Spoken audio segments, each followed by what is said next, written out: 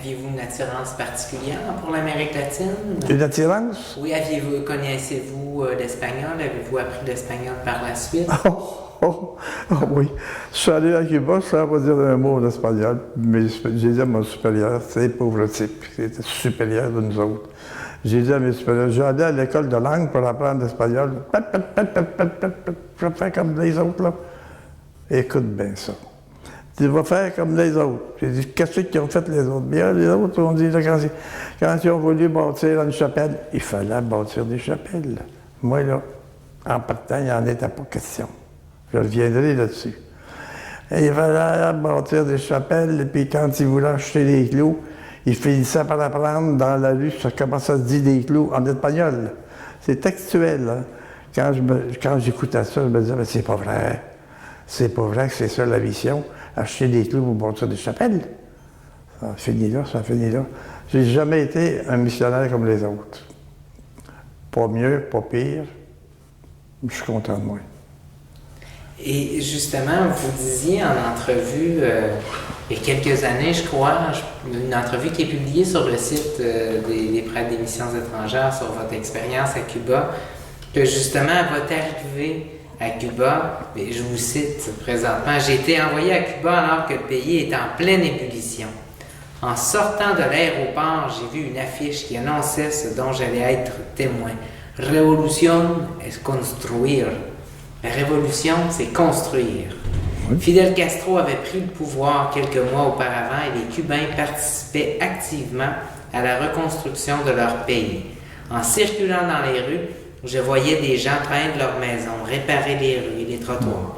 Je constatais que plusieurs s'impliquaient bénévolement dans les campagnes de vaccination et d'alphabétisation lancées par le gouvernement.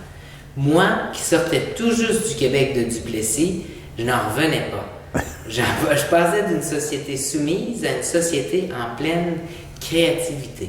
Pouvez-vous revenir un peu sur votre expérience cubaine? Qu'est-ce qui vous a marqué à Cuba durant cette expérience? Qu'avez-vous retenu? J'ai voulu participer activement dans cet essor extraordinaire des Cubains pour rebâtir leur pays, repeinturer leur messe. C'était pas, on va mourir. Hein.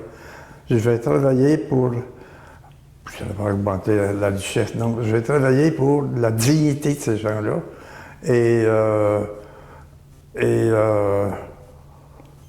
Bon, ça voulait dire qu'en même temps, je n'allais pas mettre tous mes efforts dans la construction d'une chapelle. J'en ai pas bâti de chapelle. Puis ça, j'ai pas été aimé dans la société des missions étrangères pour rebelle. J'étais un rebelle. J'ai bâti pas de chapelle. Qu'est-ce qu'il fait? Ça a commencé mal ma vie chez les PME. Ça a commencé mal, mais je ne lâchais pas. Moi, là, je suis pas ici pour bâtir des chapelles. Je n'ai pas bâti de chapelle, j'ai embarqué dans l'alphabétisation. J'ai devenu l'ami d'un communiste apocryphe et escondido, c'est-à-dire pas connu, qui était mon responsable de la pastorale dans le village, puis qui me checkait au nom du parti, puis au nom de Fidel, pour voir si j'étais correct ou pas correct. Puis ils ont décidé que j'étais correct. Et quand, à un moment donné, les Américains sont entrés dans l'île, le responsable du Parti communiste dans mon village, je ne savais pas, mais je m'en doutais, il est venu me voir et il m'a dit, Padre Juan, tu vas aller te cacher dans le sous-sol du couvent des Sœurs. Parce que les Américains qui bombardent, on les attendait bombarder, ils ne vont pas bombarder le couvent des Sœurs. Ils ne l'ont pas bombardé non plus. Alors, tu vas aller te cacher là, et puis après une couple de jours, il est venu voir et il m'a dit, Padre Juan, on a reçu un télégramme très étrange des muy arriba, c'est de très très haut de la Havane. J'ai dit que c'est ça. Le responsable des communistes, Fidel Castro, quoi. Et je ne l'ai jamais su. Mais le télégramme disait « Touchez pas, no token, touchez pas au padré de Manquito. » Il ne fallait pas me toucher. Il ne fallait pas que les communistes me touchent et personne d'autre. J'étais extrêmement protégé. Donc j'étais, je dirais, très impliqué et très entré dans le mouvement création de richesse, de libération. Pas de théologie de la libération encore, mais ça a commencé comme ça.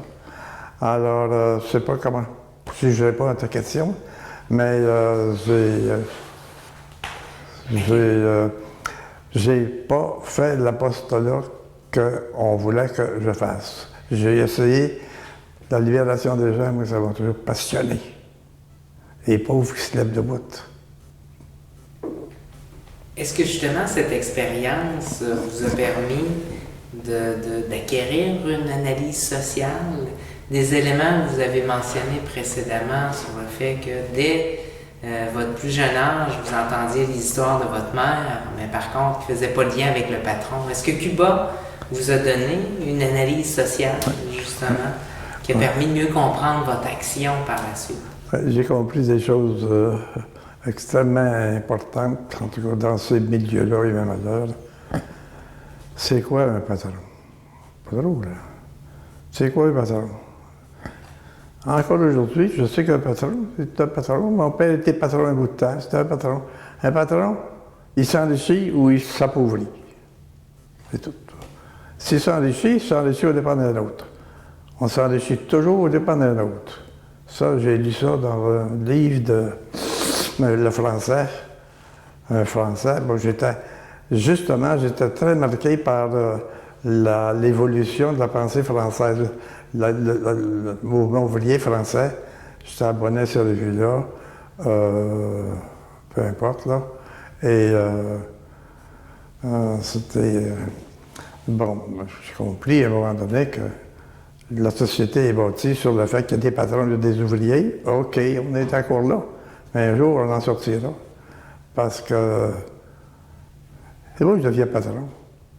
Bien, mon argent, il faut que je la fasse quelque part. En général, on va en faire sur ceux qui produisent de la richesse. C'est fatigant, ça. J'ai eu de la misère avec ça. Mais je me suis mis du côté des ouvriers qui produisaient de la richesse. C'est décidé. Je m'en vais là, bien ou mal, je m'en vais là. Puis j'ai été travailler avec la classe ouvrière chilienne, où il y avait un mouvement démocrate chrétien, puis un mouvement communiste dans le mouvement ouvrier. Et moi, j'étais ami des deux côtés.